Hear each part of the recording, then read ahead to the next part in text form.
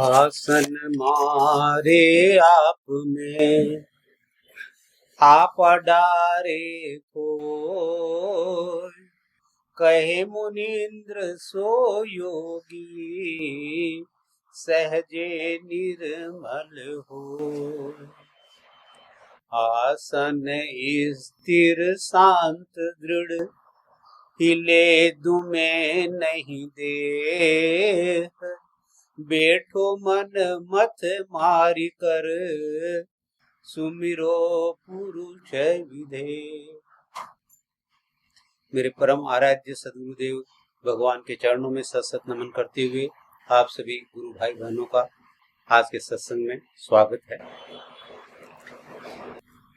आज हम देख रहे हैं विज्ञान का युग और विज्ञान और वेस्टर्न समाज जो पश्चिमी जगत है उसने महत्व दिया विचारों पर, विचारों के मंथन पर।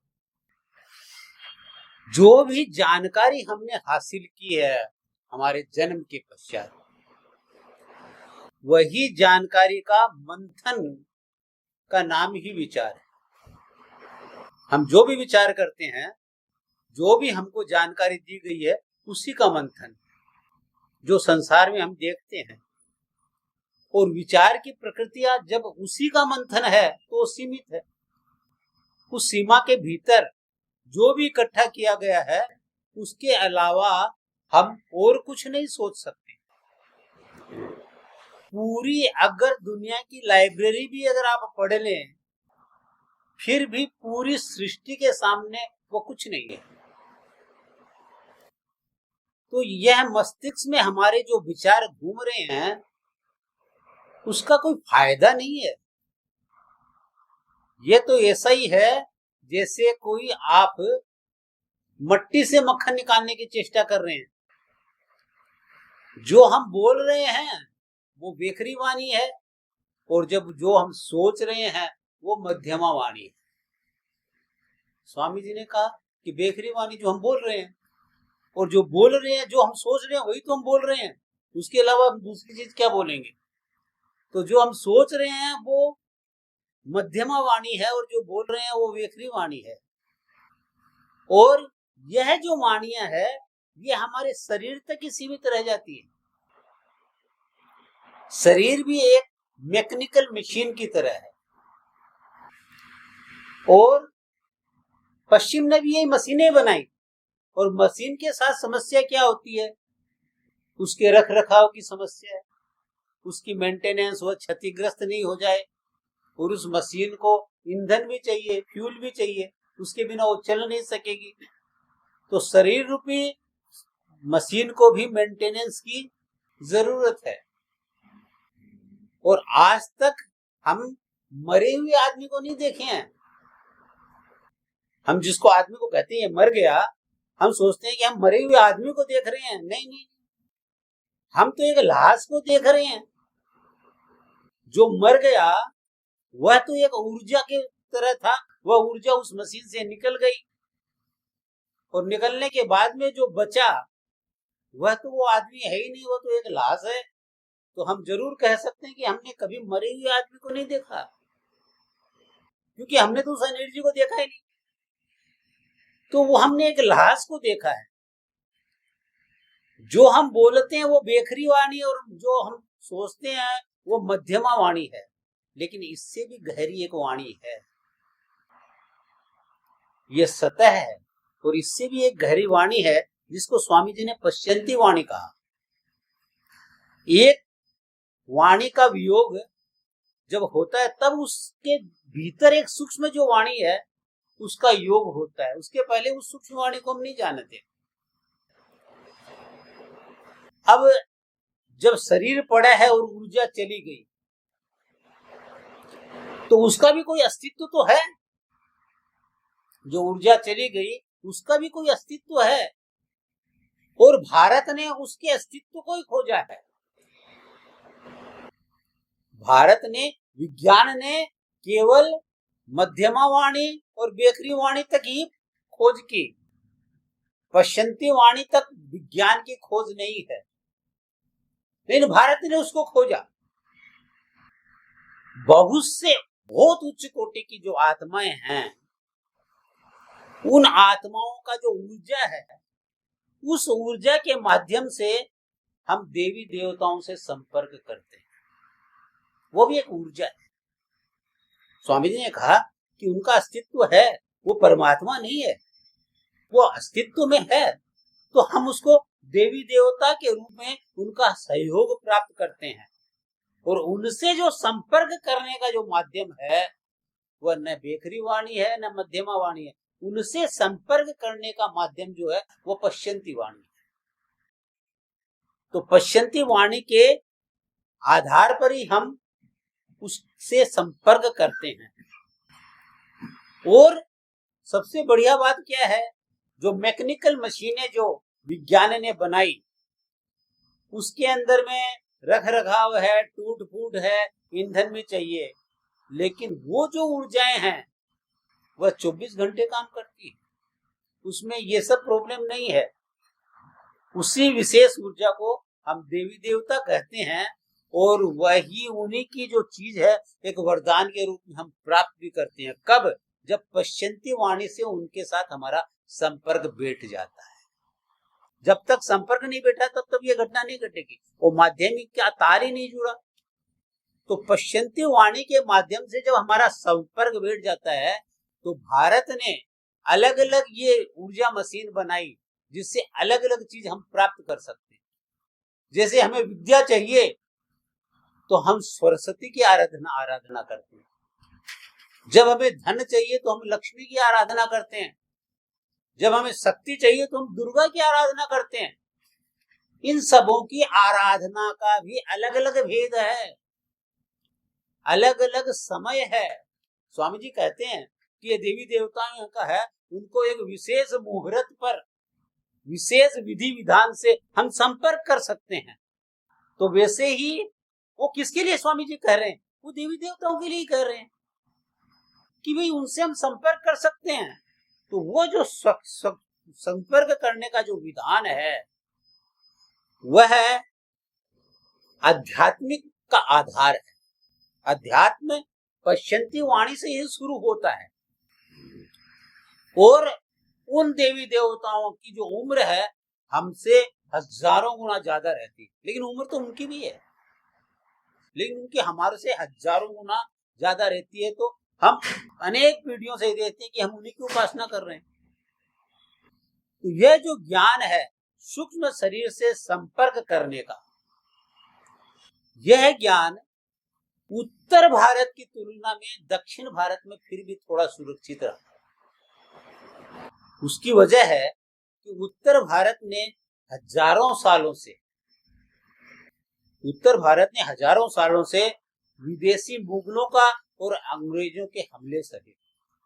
जितने हमले उत्तर भारत ने सहे उतना दक्षिण भारत ने नहीं सहे। तो यह जो ज्ञान था, यह ज्ञान दक्षिण भारत में फिर भी थोड़ा सुरक्षित रहा। और आप अब देखिएगा, हमले का उदाहरण बताता हूं मैं आपको कि कैसे कैसे अत्याचार उत्तर भारत ने सहे। बिहार का एक शासक था, मुगल शासक बख्तियार खिलजी। वो मुगल शासक बिहार का था। तो एक समय वो बहुत गंभीर रूप से बीमार हो गया। जब वो गंभीर रूप से बीमार हो गया तो वेदों ने, उसके जो हकीमों ने उसका बहुत इलाज किया, लेकिन वो हार गए। एक पैसा भी उनको कोई फायदा नहीं। जब वो हार गए तो वो अपने बादशाह से कहते हैं हाथ जोड़कर कि हम आपके जीवन की रक्षा करने में असमर्थ हैं, हम आपकी जीवन की रक्षा नहीं कर सकते। हाँ, उस टाइम पर नालंदा विश्वविद्यालय था, बिहार में था। तो नालंदा विश्वविद्यालय के आयुर्वेद के प्रधान अध्यापक, उनका नाम था राहुल श्री भद्र। तो शायद आप उनको बुलाकर आपकी बीमारी का ट्रीटमेंट कराएं तो शायद आप ठीक हो सकते हैं, अन्यथा आपको मृत्यु से कोई नहीं बचा सकता। अब हार्ट क्या करे? तो उसको बुलाया गया, राहुल श्री भद्र को बुलाया गया जो कि नालंदा के अंदर में आयुर्वेद के प्रधान अध्यापक थे। और उनसे बादशाह क्या कहता है कि तुम मेरा इलाज करो, लेकिन मेरा इलाज इस्लामिक पद्धति से ही होना चाहिए। तुम्हारा कोई हिंदू और कुछ आयुर्वेदिक मेडिसिन से तुम इलाज करोगे तो तुम्हारा सर कलम कर दिया जाएगा। तुम मेरे को इस्लामिक पद्धति से ही हमको मेरा इलाज करो। अब देखिए धर्म संकट। तो राहुल श्रीभद्र कहते हैं कि बादशाह तुम जो कुरान पढ़ते हो वो कुरान मेरे को 15 दिन के लिए चाहिए। जो कुरान तुम पढ़ते हो वह कुरान दे दी गई उसको, वो चला गया लेके। 15 दिन बाद फिर आया, बादशाह को कहता है कि बादशाह आप इस कुरान को सुबह शाम इसका पाठ करिए, आपका इलाज यही है। अब इस्लामिक पद्धति हो गई, कुरान ही पढ़ना है तो कुरान पढ़ना है। वो उसका 15 दिन तक इलाज पढ़ा उसको और पूर्ण रूप में ठीक हो गया। अब बादशाह सोचता है कि मैं तो इसको पहले भी सुबह शाम पढ़ता था और ये 15 दिन ले जाके मेरे को वापस दिया और मैं ठीक हो गया, ये रहस्य क्या है समझ में नहीं आया। तब उसको राहुल श्रीभद्र को सख्ती से पूछा गया कि तुम सही सही बताओ, इनके पास में तो एक ही है, नहीं तो नहीं बताएगा तो सर कलम। तो तुम सही सही बताओ कि मैं ठीक कैसे हुआ। तो वह बताता उसको कि हमने एक औषधि का लेप उस कुरान के पन्नों पे कर दिया और इसमें पद्धति है इनकी कि जब कुरान पढ़ते हैं तो थूक लगा के उसको पन्ने को उल्टाते हैं। ये इनका विधान है पढ़ने का। तो वो थूक लगा के जब उसको पलटाता था तो वो औषधि उसके पेट में चली गई और जब पेट में चली गई वो ठीक हो गया। अब राजा देखिए, मतलब निर्दयता की हद। राजा देखिए कि उसका सर कलम कर दिया कि तुमने आयुर्वेद तरीके से मेरे को ठीक किया, उसको मार दिया। उसको बर्दाश्त नहीं हुआ कि ये ज्ञान हमारे पास नहीं है, ये लोग के पास में क्यों है। और उसको मार के भी उसको शांति नहीं मिली। उसने उस नालंदा विश्वविद्यालय में आग लगा दी जहां पर 40,000 पुस्तकें थी ऐसे ज्ञान की। 6 महीने तक जली थी। 6 महीने तक वो जली। उसके पास में पहाड़ियां थी, वो पहाड़ियों पर राख की एक लेयर जम गई, परत जम गई। कितना अत्याचार इस उत्तर भारत ने सहा है आप देखिए। तो ऐसे ऐसे आक्रमण उत्तर भारत में हुए। वहीं दक्षिण भारत उत्तर भारत की तुलना में सेफ था और इसीलिए उत्तर भारत में यह जो संपर्क करने का विधान था, ये मंत्र थे, वो कौन सी समय के अंदर में उन देवताओं से संपर्क किया जाए, ये सब लुप्त हो गया। और कुछ ये ब्राह्मणों की धन शोषण की जो प्रवृत्ति है उससे आडंबर बन गया और आडंबर बनने की वजह से यह जो पूजा पाठ एक अंधविश्वास का रूप ले लिया। अदरवाइज ये अंधविश्वास नहीं था। तो देखिए एक ऐसा ही उदाहरण है साउथ का, दक्षिण का, कि आज से लगभग 140 साल पहले तमिलनाडु स्टेट के अंदर में ईरोड शहर है। उस ईरोड शहर में एक गरीब परिवार में श्रीनिवासा रामानुजन नाम का एक व्यक्ति का जन्म हुआ। वो नामगिरी देवी का उपासक था।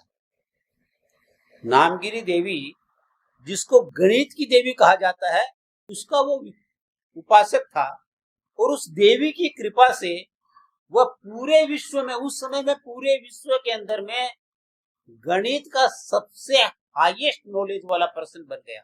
विदेशों में भी उसको बुलाया गया और उसने उस समय में ब्लैक होल की थ्योरी दी।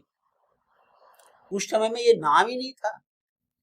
आज विज्ञान बोलता है एक ब्लैक होल होता है जिसके अंदर में लाखों सूर्य भी समा सकते हैं, उसका अस्तित्व खत्म हो जाता है। तो उसने उस टाइम के अंदर में ब्लैक होल की थ्योरी दी। और देखिए उसका कॉन्सेप्ट के साथ, जैसे विज्ञान है तो विज्ञान जो फार्मूला बनाता है, तो विज्ञान फार्मूला बनाने के पहले कॉन्सेप्ट चाहिए उसको, फिर उस कॉन्सेप्ट पर थ्योरी लिखता है और थ्योरी के बाद में फार्मूला बनता है। लेकिन रामानुज डायरेक्ट फार्मूला बताता था, नहीं कोई कंसेप्ट है ना कोई थ्योरी है, डायरेक्ट फार्मूला। और जब 33 साल की उम्र के अंदर में वह मृत्यु शैया पर पड़ा हुआ है, वो बीमार हो गया और मृत्यु शैया पर पड़ रहा है, तो उसके मुंह से जैसे मंत्रों के रूप में अर्थमेटिक के फॉर्मूले निकल रहे हैं, एक नदी के प्रवाह की तरह फॉर्मूले निकल रहे हैं। उनसे पूछा गया, रामानुज में तुम ये सब कैसे कर पाते हो? एक वैज्ञानिक के तो समझ के बाहर की चीज है। तो उससे पूछा, क्योंकि उसको वैज्ञानिक घेरे ही रहते थे, वो समझ में नहीं आता था कि ये इतना ज्ञान आ कहां से गया इसको, और मृत्यु के सैया पर। तो उससे जब पूछा गया कि कैसे कर पाते हो, तो क्या कहता रामानुज, मेरी देवी माँ के शरीर से गणित बह रहा है, मेरी देवी माँ के शरीर से गणित बह रहा है, मानो जैसे उसे सारे ब्रह्मांड की पहुंच है। जो ब्रह्मांड का जो गणित है, ऐसा लग रहा था कि ये मरने को तैयार है और उसको, इसके पास में पूरे ब्रह्मांड की पहुंच है इसके पास में। ऐसा अद्भुत ज्ञान था हमारे भारत का। अब आप देखिए, कंप्यूटर हो या मोबाइल हो, आए दिन हम लोग एप्लीकेशन डाउनलोड करते हैं, और डाउनलोड करने के लिए हमने सैटेलाइट भी बनाई, लेकिन हमारी सैटेलाइट जो देवी देवताओं की तो और उससे ऊपर। अब जो भी देवताओं का सूक्ष्म शरीर है, उस सूक्ष्म शरीर द्वारा एक खास मुहूर्त में एक खास उपासना करने से वह उनका ज्ञान डायरेक्ट उस भक्त के सूक्ष्म शरीर पर डाउनलोड हो जाता है। सूक्ष्म शरीर 5 तत्व से नहीं बना हुआ है। अभी हमारा मोबाइल फोन, कंप्यूटर 5 तत्व का है, वह सैटेलाइट 5 तत्व का है। ये 5 तत्व इसमें डाउनलोड होता है, तो इससे भी और जो गहरा ज्ञान, वह डायरेक्ट वहां से भक्त के सूक्ष्म शरीर में डाउनलोड हो जाता था। और आप देखिए, चाहे वह जेसस हो, चाहे वो मोहम्मद हो, चाहे वो बुद्ध हो, चाहे महावीर हो, नानक हो, मीरा हो, चैतन्य महाप्रभु हो, उनकी आत्माओं में भी कुछ न कुछ वो ज्ञान डाउनलोड हुआ है जो कि विज्ञान के समझ के बाहर है। वो ज्ञान डाउनलोड हो गया, वो जो वास्तविक ज्ञान, जो अनुभवात्मक ज्ञान है, वो डाउनलोड हो गया। तो यह भी एक ज्ञान तो था, लेकिन विज्ञान के पास में इसकी पहुंच नहीं है। वह ज्ञान जो डाउनलोड होता है, उसका आधार पश्चंती या परावाणी है, उसका आधार मध्यमा और बेखरी वाणी नहीं है। तो उसका आधार परावाणी भी हो सकती है, पश्चंती परावाणी और गहरी है। तो मनुष्य, आज संसार विज्ञान ने क्या किया, मनुष्य को तो साधारण कर दिया और फोन को स्मार्ट कर दिया। बोलते स्मार्टफोन है, मनुष्य को साधारण कर दिया, फोन को स्मार्ट कर दिया, इसीलिए मनुष्य मशीनों का गुलाम बन गया। 10 मिनट नहीं हो तो बेचैन। तो जो ब्लैक होल के घेरा है, विज्ञान क्या कहता है, उससे डरता है विज्ञान। ब्लैक होल के नाम से डरता है, क्योंकि वहां तो जाने के बाद अस्तित्व ही खत्म। अब क्या क्या विज्ञान है, क्या करेगा? जो 5 तत्व ही जहां खत्म हो गए, वो विज्ञान क्या करेगा? तो ब्लैक होल के घेरे से विज्ञान डरता है। क्यों डरता है? कि जैसे जैसे ब्लैक होल के पास में कोई भी ऑब्जेक्ट आने लगता है, वैसे वैसे उसका वो समय से बाहर चला जाने लगता है, स्थान से बाहर चला जाने लगता है, गुरुत्वाकर्षण से भी बाहर चले जाने लगता है। ये 3 से बाहर आते वो अस्तित्व से ही बाहर हो गया। तो वो जो अस्तित्व से बाहर हो गया, वह किसको बाहर किया? यह यात्रा जो ब्लैक होल के पास जाने की यात्रा है, ये स्थूल शरीर से सूक्ष्म और कारण शरीर की तरफ की जाने की यात्रा है। आप उस यात्रा के एक राहगीर बन गए। तो जो विज्ञान उस ब्लैक होल से डरता है, उसी ब्लैक होल को एक योगी, भारत का योगी, अपने ऊपर घटित करता है। वह योगी योग के अंदर में भौतिक से अभौतिक की यात्रा में चला जाता है, और उस यात्रा के अंदर क्या होता है, जो हमें दिखता है, जो पंच तत्व है, उसका अभाव हो जाता है, और उसके बाद का हमको ज्ञान नहीं है, तो हम सोचते हैं अस्तित्व ही खत्म। लेकिन हमारा अध्यात्म क्या कहता है, ये जो मृत्यु से जो डर लगता है, हमारा अध्यात्म क्या करता है कि जिस मृत्यु से जग डरे मोह पे है आनंद, कब मरी हो कब पाई हो पूर्ण परमानंद। यह ज्ञान था हमारा, जिससे विज्ञान डरता है, उसका हम आह्वान करते हैं। अब देखिए, शरीर को हम कह सकते हैं कि एक ऊर्जावान शरीर ही है, एक ऊर्जा ही तो है, इस शरीर में एक ऊर्जा ही है, उसी को हम कहेंगे कि हम है। और उस ऊर्जा का जब तक हमें ज्ञान नहीं, तब तक हम मृत्यु से डरेंगे। और ऊर्जा देखिए, यह ऊर्जा को हमको सीमित कौन करके रखा है? इस ऊर्जा को सीमित करके रखा है हमारे विचारों ने। इस विचारों के घेरे के भीतर ही हमारी ऊर्जा कैद है, और ये विचारों के जो घेरा है उसको क्यों पकड़ के रखा है? क्योंकि हमारा अहंकार है। इन विचारों को हम सोचते हैं हम हैं। अब जब हम सोचते हैं यही मैं हूं, तो ये अहंकार है, ये अहंकार इन विचारों को पकड़ के रखा है। और जब इसको अहंकार को हमने पकड़ के रखा है, तो हम इससे और गहरे नहीं जा सकते। हम इस विचारों के गहराई में एक भावना भी जो चित्त से संबंधित है, और वह चित्त के स्तर पर जो योगी जागरूक होता है, वो जागरूक कैसे होगा? जब विचारों के आयाम से ऊपर उठे। चित्त के स्तर पर एक योगी जागरूक होता है तो क्या होता है, उसे खुद के ही संस्कार दिखने लगते हैं।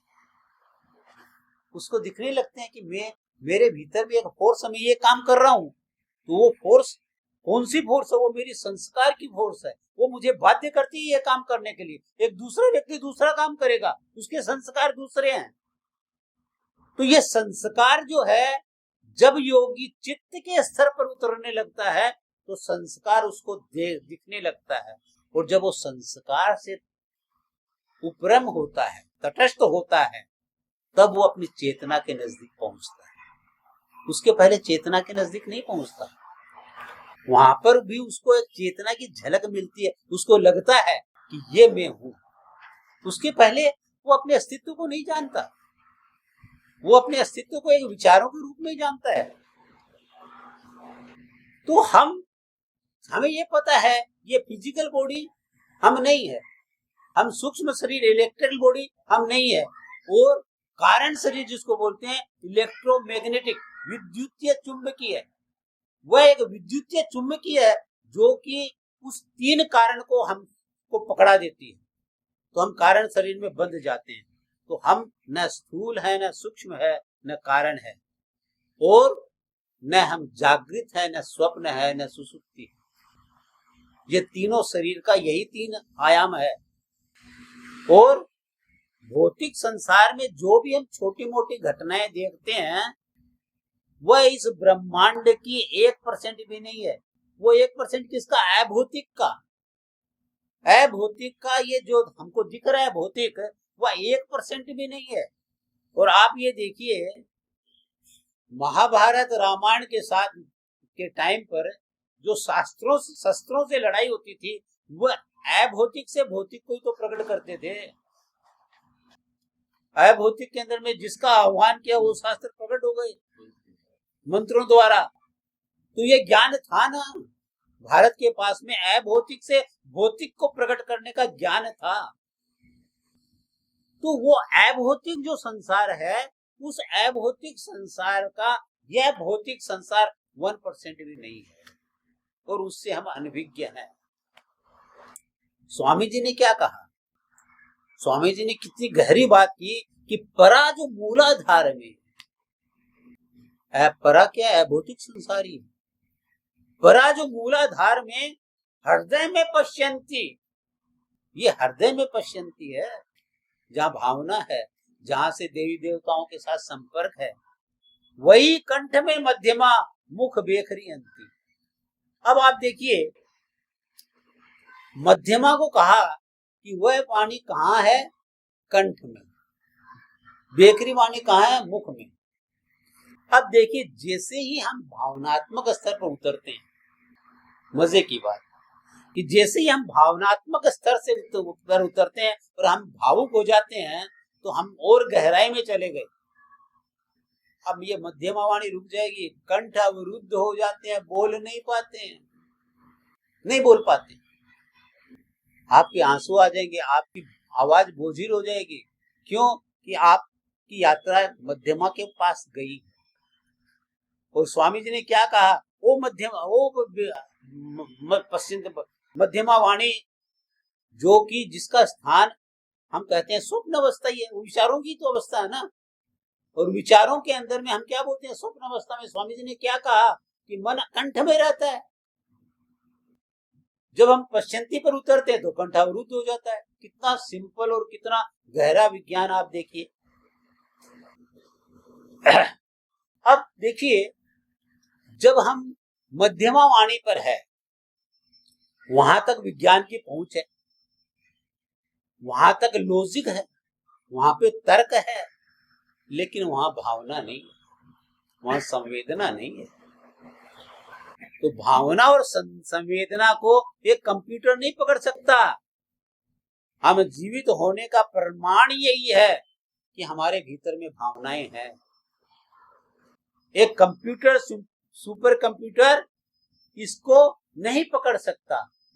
तो हम अगर विचारों के स्तर पर ही अगर जीते हैं तो हम वैज्ञानिक हो सकते हैं, लेकिन भक्त नहीं हो सकते।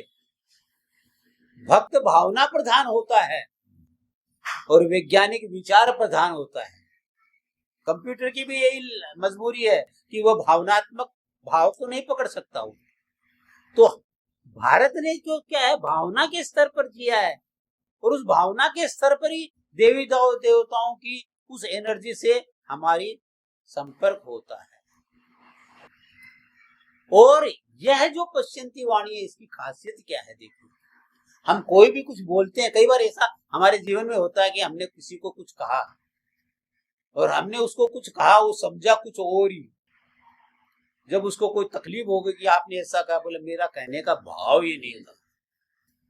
हम फिर वहां पे भाव का सहारा लेते हैं कि मैं बोलना, जो आपने जो समझा मैं बोलना वो नहीं चाह रहा था। तो ये मतलब के पंचम अध्याय में एक वाणी से प्रश्न भी पूछा है। हाँ, कि मुक्त वैदेही आत्मा। हाँ हाँ, राइट, आपस कर व्यवचार। हाँ, एकदम सही। सबर में शब्द है, कहिए विद्वत। अच्छा, बहुत गहरी बात है। प्रश्न भी किया है और बताया भी। तो वो जो गहरी वाणी है, वो है वाणी क्या है? Language beyond speech. वहां स्पीच नहीं है, अनुभव है, लेकिन वाणी नहीं है। अब देखिए, माँ अपने बच्चे को देखकर समझ जाती है कि ये झूठ मूठ का रो रहा है, या ये दूध के लिए रो रहा है, या इसके पेट में दर्द है। तो वाणी थोड़ी है, बच्चे ने कुछ बोला थोड़ी है, उसको नहीं बोला। वो भावनात्मक स्तर से उसे जुड़ी है और वो समझ जाती है। तो उन भावनात्मक वाणी का भारत ने महत्व दिया।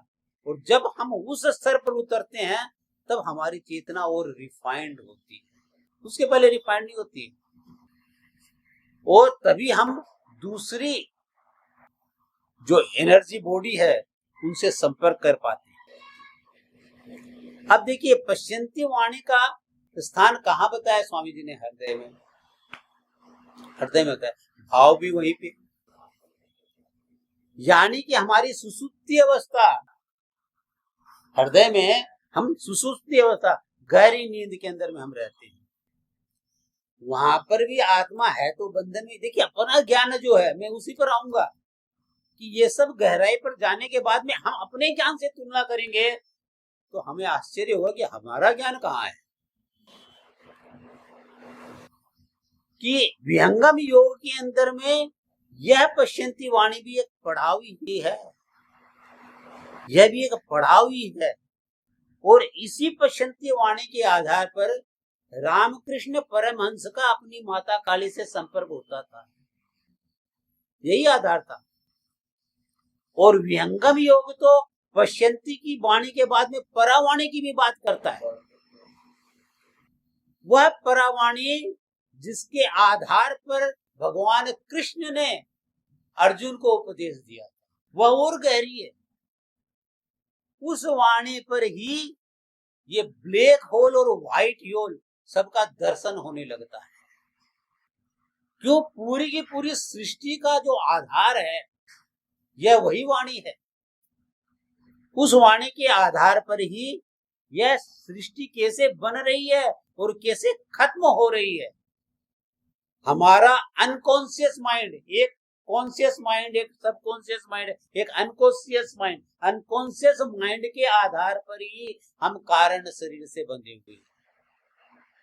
और उसी वाणी के आधार पर ये सब चीज का ज्ञान होता है। और जब इसका भी ज्ञान होता है तो स्वामी जी क्या कहते हैं?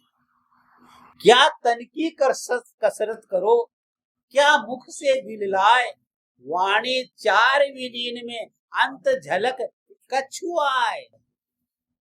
ये परावाणी की भी बोलते हैं कि ये भी सारी जब विलीन हो जाती है तब कुछ अंत झलक आता है जो वास्तविकता है। परावाणी के आधार पर भी आत्मा तो बंधी हुई है।